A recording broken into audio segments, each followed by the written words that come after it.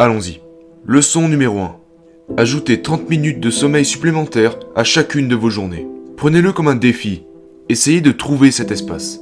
Calmez votre esprit et faites une sieste de 30 minutes. Et vous verrez que cela fera une très grande différence. Mes habitudes de sommeil étaient pour le moins horribles. J'ai toujours eu du mal à dormir. Je n'arrivais juste pas à faire taire mon cerveau. Quel a été le déclic ? Eh bien, j'ai fait un match avec mon équipe et j'ai joué comme une merde. Et je me suis demandé, mais pourquoi j'ai joué comme une merde ? Genre, je pratique ces mêmes mouvements encore et encore et encore. Et pourtant, je n'ai pas réussi à les exécuter correctement. Je me sentais lent et je savais que ce n'était pas à cause de mon entraînement, parce que je m'entraîne de manière obsessionnelle. Et puis j'ai commencé à chercher d'où ça pouvait venir. C'est à ce moment que je me suis rendu compte que « Hey Kobe, tu n'as plus 21 ans mon pote. C'est peut-être parce que tu dors genre 2 ou 3 heures par nuit. Ça a sûrement quelque chose à voir avec le fait que tu joues comme une merde. » Et c'est à ce moment-là que j'ai commencé à évaluer ces choses. Et je dirais que la leçon numéro 2 ne vous prendra que 5 minutes. De méditation. 5 minutes pour entrer en pleine conscience. Et de seulement s'asseoir et de trouver cette voix intérieure. De préférence le matin, au commencement de la journée. Je médite tous les jours. Je médite tous les jours et je le fais le matin. Et je le fais environ pendant 10 à 15 minutes. Et je pense que c'est important parce que ça me prépare juste pour le reste de la journée. Ça m'aide. C'est comme avoir une encre. Si je ne le fais pas, je subis ma journée. Plutôt que de pouvoir la contrôler. Plutôt que pouvoir contrôler et dicter ma journée. Non pas que vous puissiez tirer sur tout ce qui se présente à vous.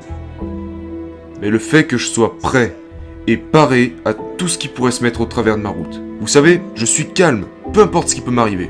Je suis en parfait équilibre. Et tout ça provient de cette méditation chaque matin. Pour moi, il s'agit vraiment d'écouter ma voix intérieure. C'est essentiellement ça. Genre, vous vous asseyez en silence et vous laissez juste parler cette voix. Alors vous obtiendrez une chance d'observer le soi intérieur. Et toutes les choses qui peuvent se trouver sous la surface. Qui, si vous ne trouvez pas ce temps pour vous asseoir tranquillement, vous n'y ferez jamais attention. Parce que si vous y réfléchissez, en réalité, nous prêtons attention à tellement de choses qui se passent autour de nous. Nous prenons constamment des photos pour ensuite les poster sur Instagram, ainsi que toutes ces autres choses que nous observons constamment autour de nous. Le problème, c'est qu'on ne prend jamais le temps d'observer ce qui se passe à l'intérieur de nous-mêmes. Voilà ce que représente la méditation pour moi.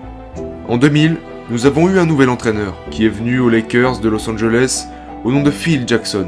Et Phil venait de remporter 6 championnats avec les Bulls. Et il était vraiment focalisé sur la pleine conscience et sur la méditation. Et ce n'était pas une option pour nous. Donc nous nous asseyions dans notre salle de cinéma, puis il éteignait les lumières, et nous méditons tous ensemble. Et il nous enseignait la pleine conscience.